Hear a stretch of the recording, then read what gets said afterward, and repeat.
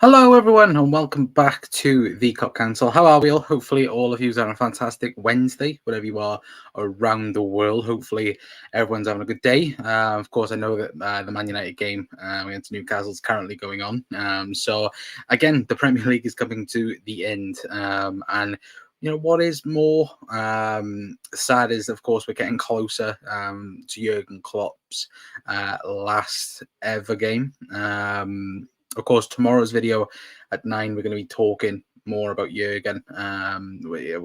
Hopefully, we're going to try and get a couple of people on. If anyone wants to join, then please do let me know, because we're going to have a big talk about Jurgen and again, the 9 years that he has had at the football club, and so on. But tonight, we're going to discuss what Liverpool should be looking for this summer. Of course, that will be a whole matter of opinion.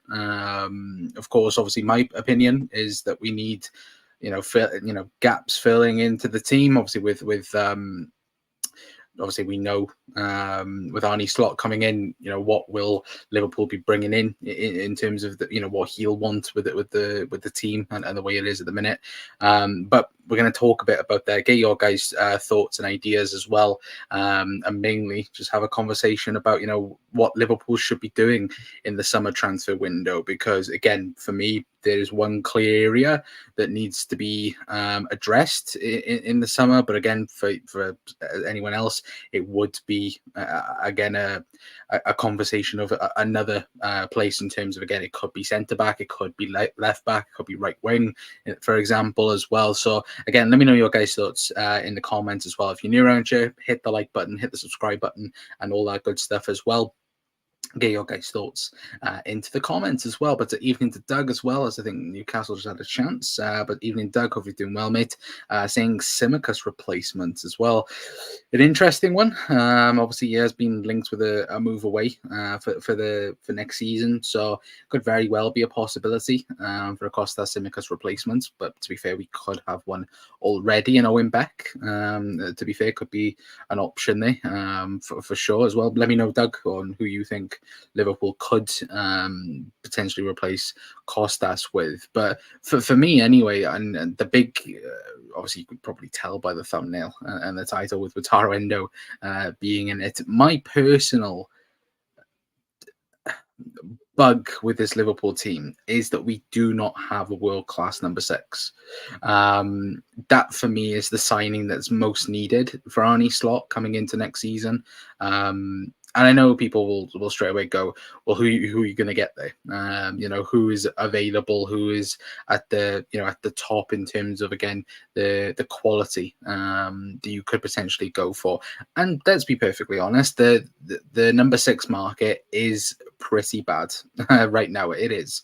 Look at last season. Look at the amount of money DMs were going for. Again, I think if you guys remember back when we were doing videos on Check Decore, back last season, when he was getting quoted around £70 million, £80 million, which again for a DM market is a mad thing. But then when you also look at the likes of Moises Caicedo, Declan Rice, when they're going for over £100 million, it's a bit difficult, isn't it, to you put your hands down and go, you expect the DM to go for around 30, 40, potentially even 50 million.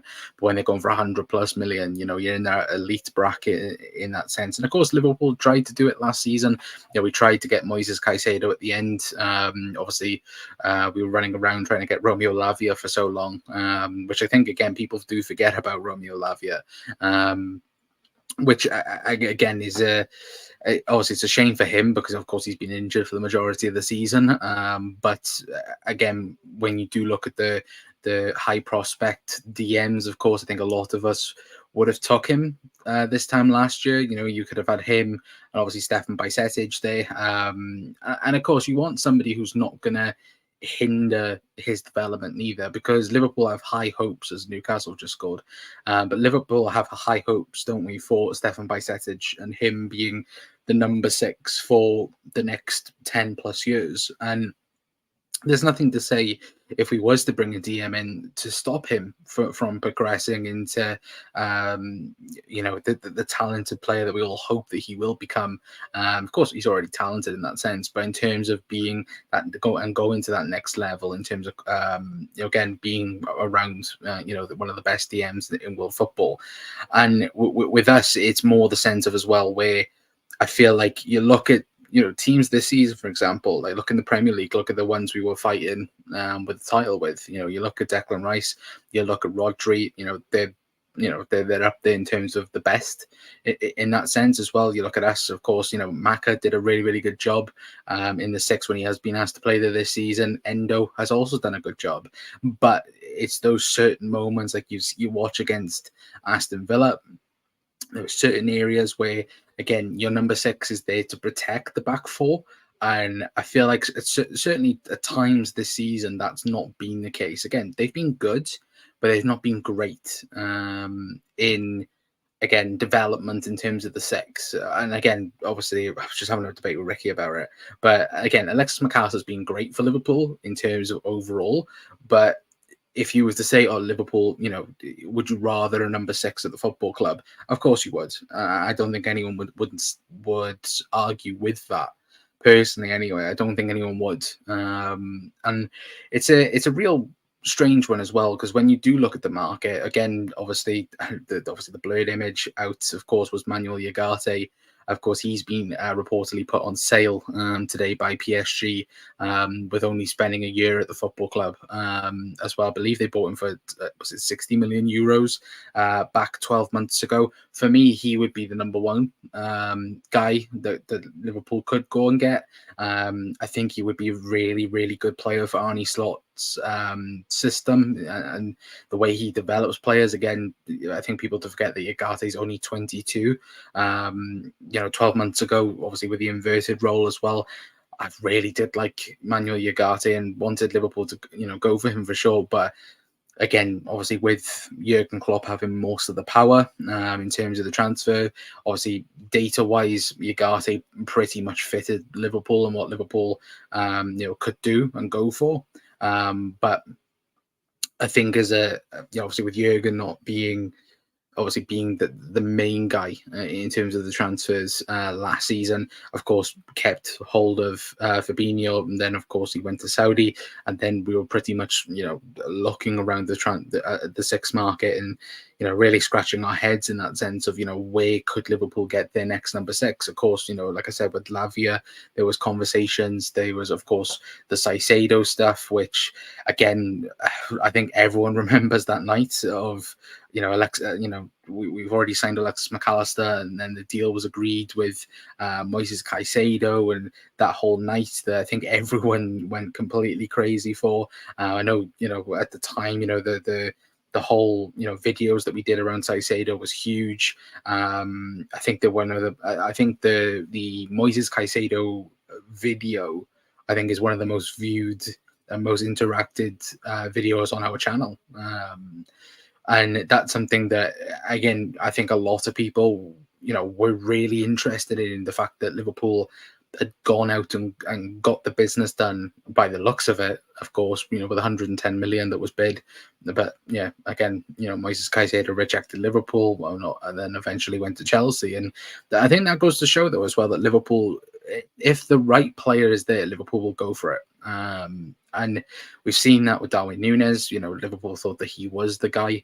Of course, obviously, we now know that was more Jurgen Klopp than the actual data department. But I wouldn't be surprised if there was someone that, data-wise, was the guy for Liverpool, whether that be at DM, at centre half, whoever. If they fit the criteria, I do think now Liverpool will just pull the trigger in terms of, again, getting the player in the door. Like, look how many years we spent on Jude Bellingham and waiting and waiting and waiting, and then we didn't get him. And I feel like Liverpool need to get away from that a little bit, because we've done it for years, haven't we? We did it with Tchouaméni. We waited a year before we even tried to get him for him, of course, and then he chose Real Madrid. Same with Bellingham. There's probably another one that I'm forgetting as well at the moment that that could have happened too. But that's something that I think Liverpool, especially now, considering again Michael Edwards is back at the football club, you've got Richard Hughes as well, running things. Of course, they will be pretty strict in terms of what they will do with the football side of things in terms of the transfers. Of course, I know that some people go, oh, well, they won't do certain things because they haven't done that before. They didn't want to do that. And that is true, because when you look at, the likes of Jordan Henderson, for example, obviously, I think the transfer committee at the time was very against Jordan Henderson having a new contract. And of course, Jurgen Klopp persuaded everyone to keep Jordan Henderson and to sign him to a new contract, which I think at the time, I think everyone, I think pretty much the majority of people were happy at the sense that we, kept hold of Hendo.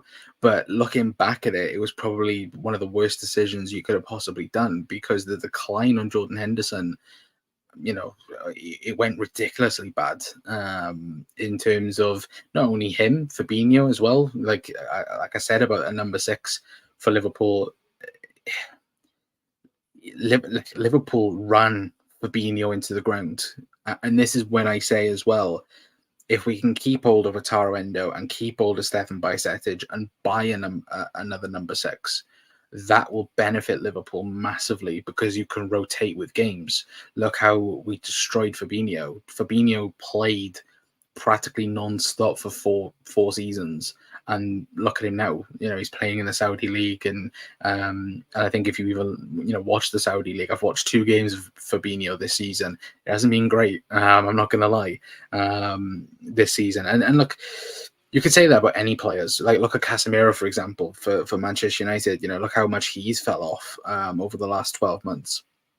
And of course, that does happen to footballers, but certainly for Liverpool, our midfield shouldn't have dropped off as bad, but would it have dropped off as bad if we had made the odd signing or two to help out, and in terms of being more available in selection, in terms of, again, not us playing the same midfield of Henderson, Fabinho and Wijnaldum, or Fabinho, Thiago and Henderson. Obviously, I say Thiago in that sense because, Thiago was probably, among the best 3 for Liverpool at that time. But again, like those 2 in particular, Jordan Henderson and Fabinho, would always start. And then again, you'd have 1 week, it'd be Fabinho, it'd be Curtis Jones, then it'd be Thiago, then it'd be Naby Keita, then the cycle would just continue on, because one would be injured, then they'd come back. And that's something that isn't great when you've got those 2 players in particular playing week in, week out, and no rest for them. Again, Liverpool, when you actually look at Liverpool's midfield history, we haven't signed many midfielders apart from last summer. I think, what was it? We signed Thiago. What a goal that is from United. But we signed Thiago. We then signed, I think it was Fabinho. And that was, I think, under Klopp. The 3 marquee signings was Thiago, Fabinho, and Wijnaldum. But you look, apart from them, there was no one else that Liverpool had signed. Obviously, we had to more recently, because again, we needed a midfield adjustment. And of course, that was with Alexis McAllister, Dom Szoboszlai, Wataru Endo, and Ryan Gravenberch. But I do think that DM for me is a big thing for Liverpool in the summer. If there's someone that the data team think there's an option there in terms of a Ugarte, a Matt Sweefer as well, I wouldn't be too disheartened about if he was to join Arne Slot. Again, very comparable with Declan Rice. Again, though, age is definitely a thing. I think he turns 25 at the end of the year. Again, João Neves as well is definitely one that Liverpool could go for. There's definitely more DMs out there that are under the radar in that. But of course, obviously, I think if Liverpool do get linked this summer to a DM, of course, like for example, like last summer, like a Czech Decore, again, I can't see us, especially now under Edwards and Hughes, I can't see Liverpool spending or even being linked to like a £70 million move to a Czech Decore, for example. And again, that's no disrespect to him, because I think even I said it, at the time you would have took a check to Corey for the right price, but like now I wouldn't take him. I don't know whether if anyone else would also be that as well. Evening to Adventure as well, hopefully doing well. As well, Adventure, if you have any suggestions as well, of course, it's obviously my opinion is Liverpool must sign the DM in the summer. I don't know whether or not if you have anyone else. Obviously, Doug's already said Costas replacements. Again, Doug, let me know. Who you'd replace Costas with. Ain't Nuri will be a shout for me for that anyway. But Evening Adventure, hopefully doing well, mate.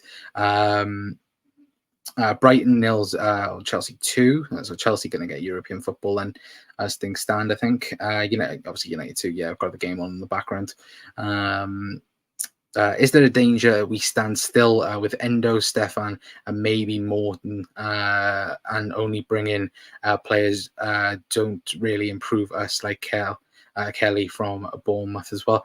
Yeah, that's the big worry, of course, because we could do what we have done in the midfield, but I feel like now there will be more of a, Arnie Slot's a head coach now. He in terms of the transfers, again, Edwards, Hughes, they'll be the guys pushing things. And I think if there's an area where Liverpool need to improve, I think they will do.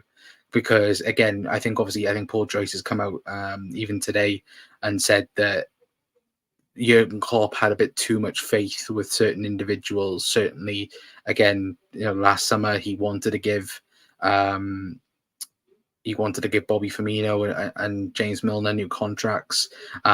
This season, he wanted to give Joel Matip a new contract as well. Of course, obviously Liverpool look like they will sign more than one centre-back this summer coming up. But, of course, that's, a big worry as well. If that is true, that Jurgen Klopp wanted to give Joel Matip a new deal, that's a big concern, I think, for a lot of people.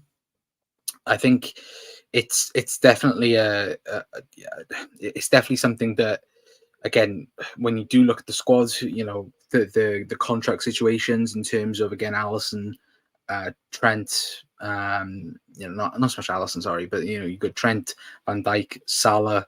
I think with those two in particular, in terms of Van Dijk and Salah, there's a difference there between a Henderson, for example, or someone like that, because Van Dijk can still go for a few more years. Virgil van Dijk can go for another 10, not 10. I was going to say 10 years then, because I saw it on the telly, but he can go for another 3-4 years at Liverpool. I do think that. But with Salah as well, obviously there's been a decline since AFCON, but obviously Liverpool, the best thing I think Liverpool could do with Mo Salah is giving him a 1-year extension and seeing what happens with him. Because next season, if there is that clear, not progression, but if it's a clear decline of Mo Salah in terms of the goals and the assists and everything else, it's something that, again, then you've got that year extension again. You could sell then Mo Salah to a Saudi league or somewhere else, and it gives you that option of doing that. I think that's what Edwards might do as well, because again, Michael Edwards has been a huge advocate for Mo Salah. If Michael Edwards had his way, Mo Salah would have been at the football club in 2014.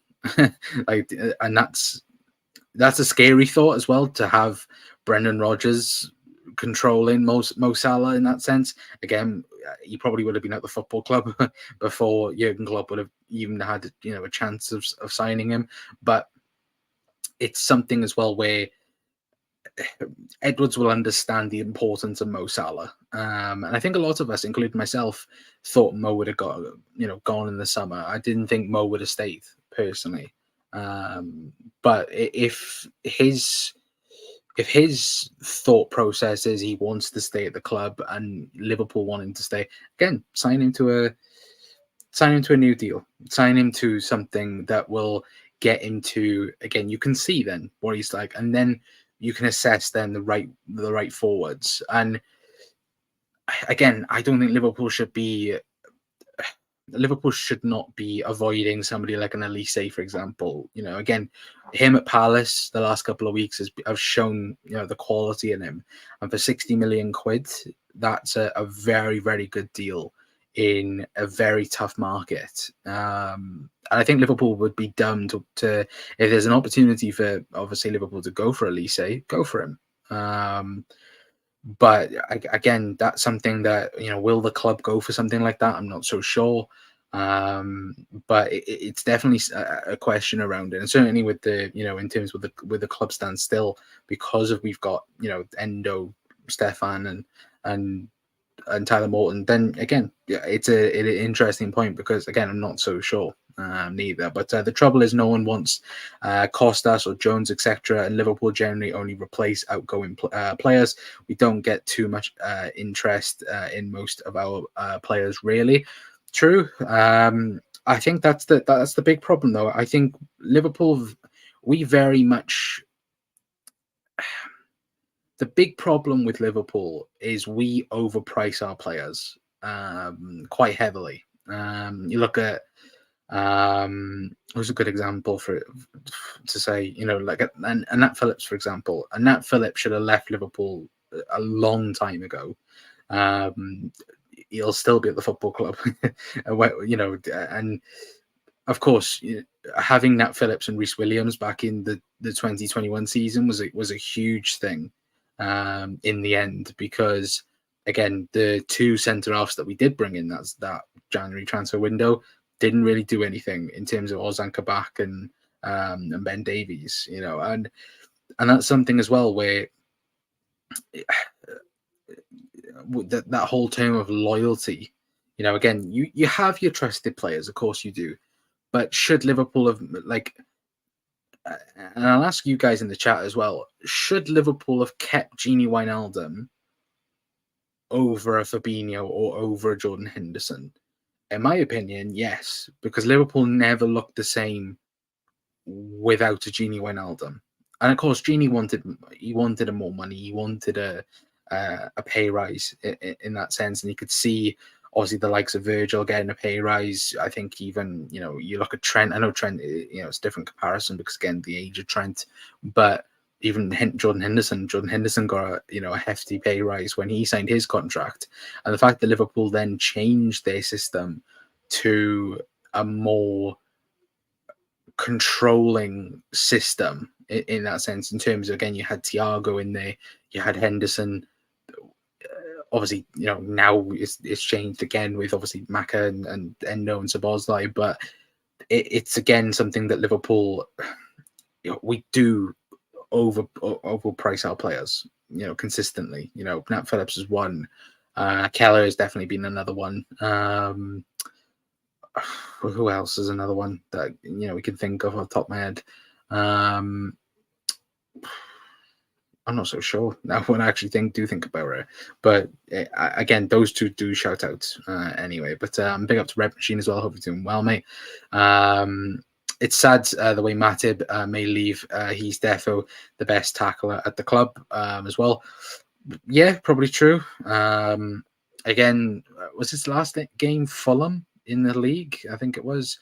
It is a shame because, you know, again, Joel Matip, if Joel Matip was consistently fit, you'd be, again, for me, he is one of the underrated Premier League defenders, but it's, again, the injuries has been awful. You know, like, I think when people go back and say that Champions League winning team, they only played once, and that was that final. Like, that's a mad thing in itself. But it is the right time for Joel Matip to go. Again, if he was going to get a new contract, I think everyone would be shouting, like, why is he getting a new deal in that sense as well? But will we be fed the PR of we've re-signed VVD, Salah and Ali and Trent? I don't think so. I think, again, Ali, the whole, you know, yesterday we spoke about it in terms of, again, the rumours with the Saudi links in terms of Ali. I think David Lynch shot them down, I think, today, saying, again, he's not going to go anywhere. He's perfectly happy at Liverpool, which, again, it's great. But again, Salah, The longer we don't hear anything about Salah's contract, I think is going to annoy a lot of people. Same with Trent. I think Van Dijk's a different kettle of fish because I think Van Dijk will sign a new deal.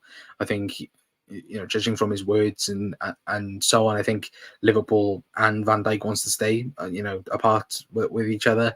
The Trent one is interesting because even though, like, this is the interesting time now with Trent because, of course, Klopp's gone and obviously Slot's come in and Trent's done everything at the football club. He's won everything for Liverpool.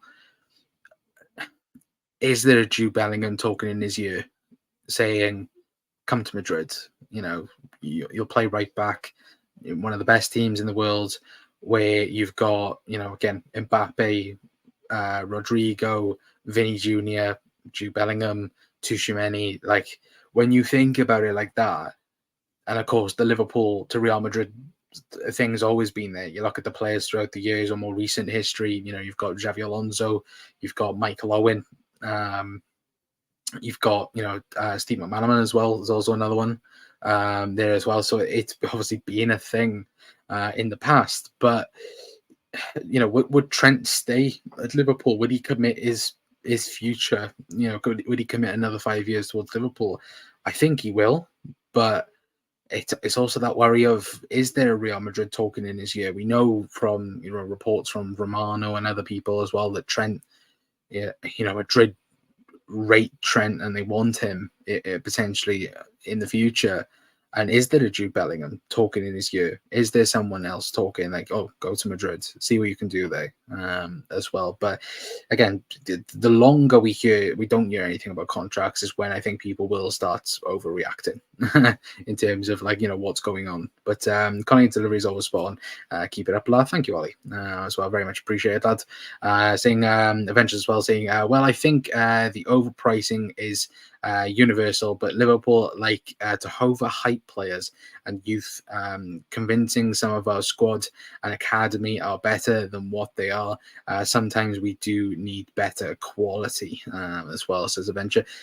Yeah, like, you look at every player that's left Liverpool, there hasn't been a progression in terms of people that have left. Like, you look at not so much academy players, for example, but you look at the players that did leave. Genie, for example, is one that it went downhill from for him. Coutinho is another one. Mane as well, you could say, is one. Spent 1 year at Bayern, obviously all the mess behind the scenes.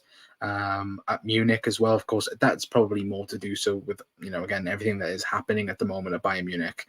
But it also plays into effect. Look at it now. He's playing in the Saudi league. You look at Henderson, look at Fabinho. Like, Jordan Henderson this summer looks like he's going to be back up for sale.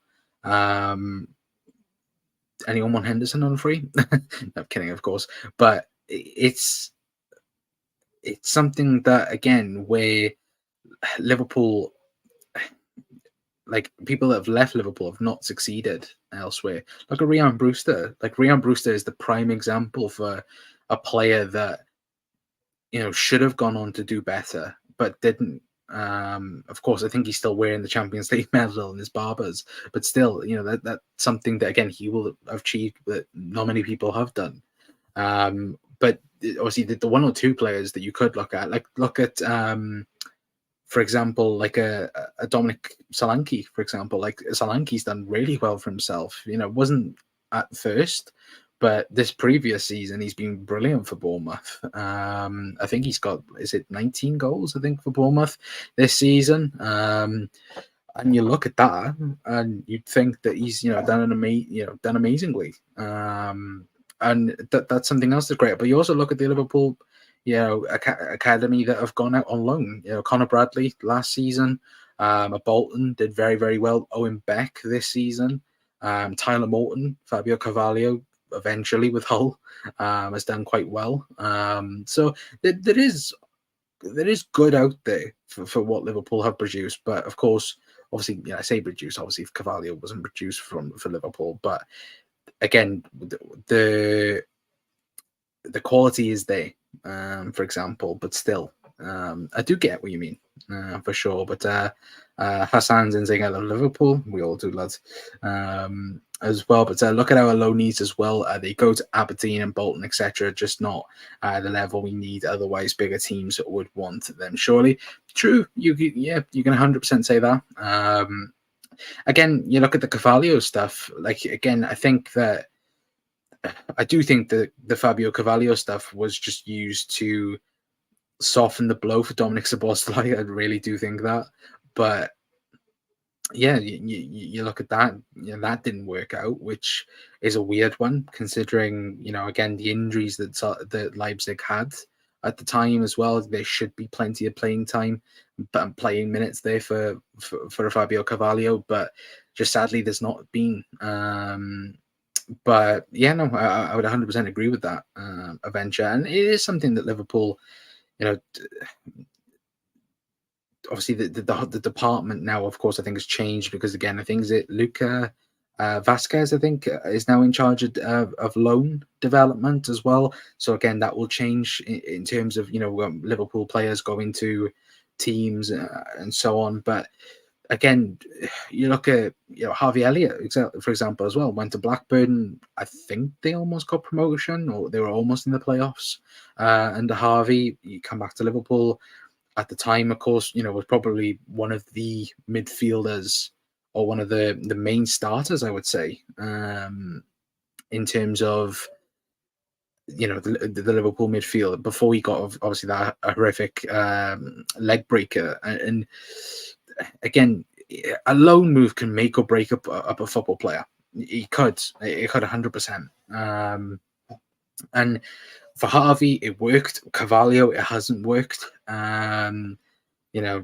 obviously didn't spend too much time at the club last season. This season went on loan to Leipzig. Obviously, the Hull move has worked out really, really good. I keep biting my tongue. Apologies, chat.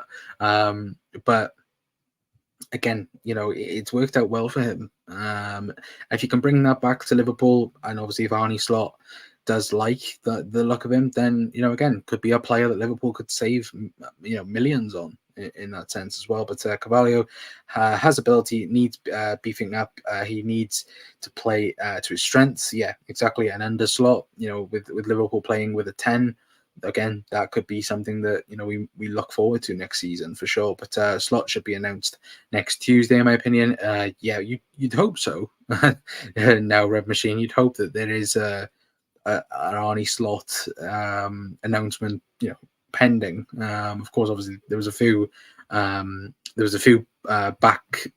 backroom changes that again needed to be sorted out before we could announce anything like that anyway. But he's got 10 goals for Hull as well. Yeah, it's a decent return for 6 months of football, or 5 months of football, I would say, as well. And he's been playing as a number, a false 9, a 10 position for Hull, and that's what Liverpool needed, to be fair. But again, other players, like you look at next season, we'll probably do a whole video on this in terms of keep, loan and sell.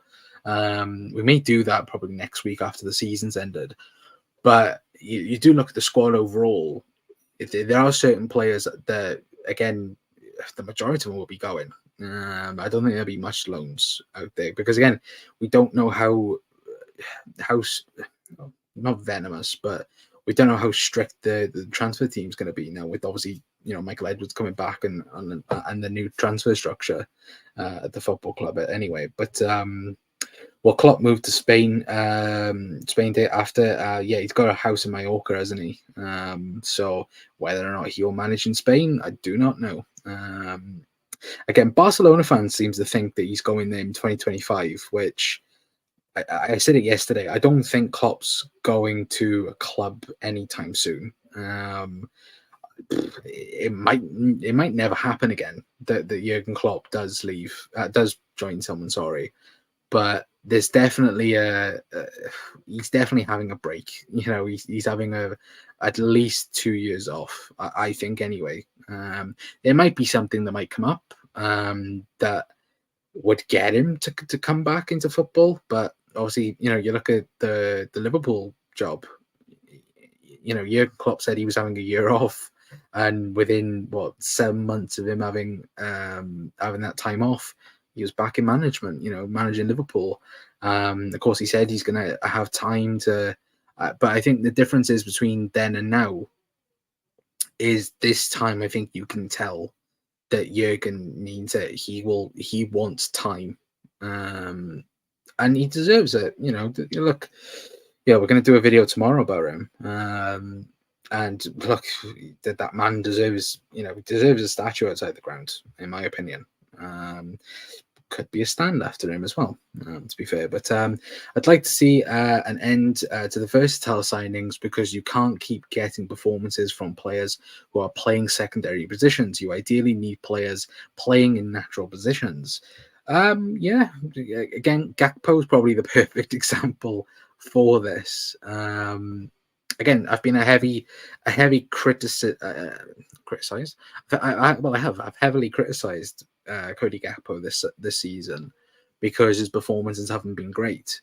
But as of late, again, when he's playing on the left hand side, he's been one of Liverpool's best forwards, and that's frustrating to see, and to even have the thought process again when going into next season as well. I think that left hand side for Cody Gakpo could benefit him. But again, we're constantly talking about, again, people being in the wrong positions. Again, like in terms of this video, Liverpool needs an out and out DM. Playing Maka in the 6 for 6 months wasn't great. We saw the best of Alexis McAllister when he's playing as an 8. And this is where I think he is at his best in a Liverpool shirt, as an 8. Again, he can do a very good job in the 6, but when you could get better, quality in there, again, you can't, you can't say that we wouldn't get the best in quality, because again, you look when Liverpool had the best in quality in every position, or near enough every position. Liverpool, went on to win everything. We went on to win the league, we went on to win the Premier League, win the Champions League, Club World Cup, FA Cup, everything. We went and did it. We did it all. But right now, if you could go pound for pound for each position, Liverpool have got what, 2? If you were to compare, everyone, like goalkeeper, I think Alisson's the best in the world.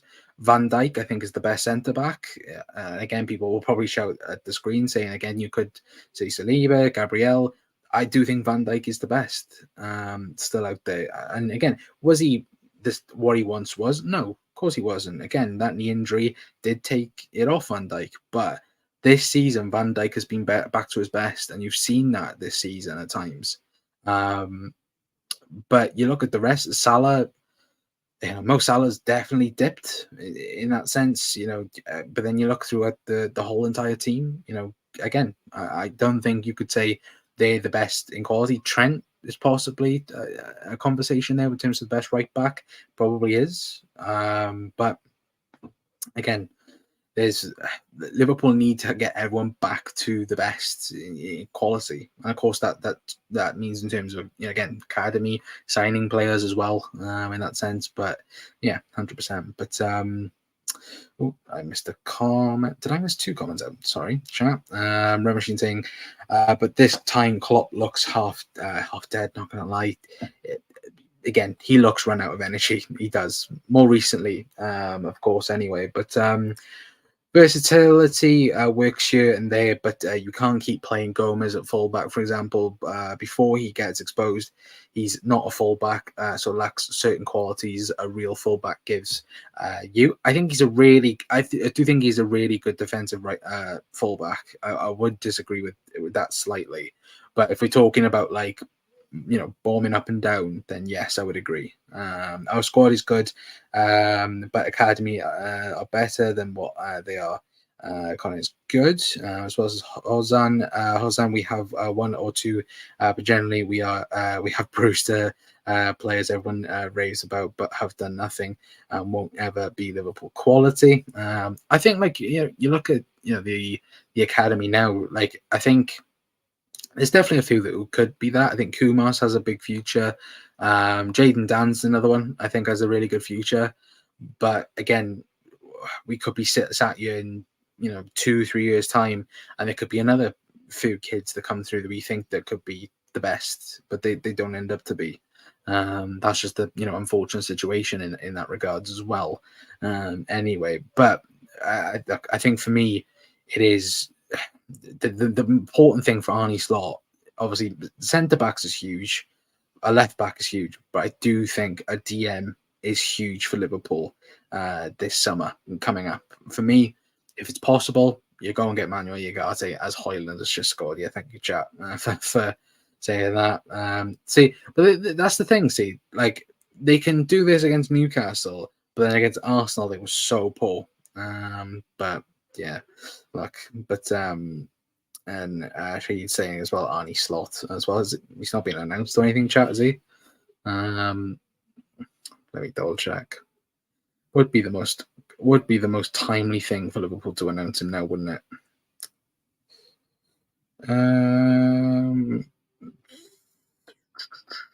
No, but yeah, for me, Liverpool must sign a DM in the summer. I'd go for Ugarte. Matt Weaver is another one that could, or Weaver, however you pronounce his name, could be an option. Obviously, Arnie Slot knows him very well. But Liverpool will play with a double pivot next season. I think if you had the combination of Maka and Ugarte, could be really, really good. I know Ugarte's been linked, I think, now to Italian teams, but I do think Ugarte would be really, really good in a Liverpool shirt.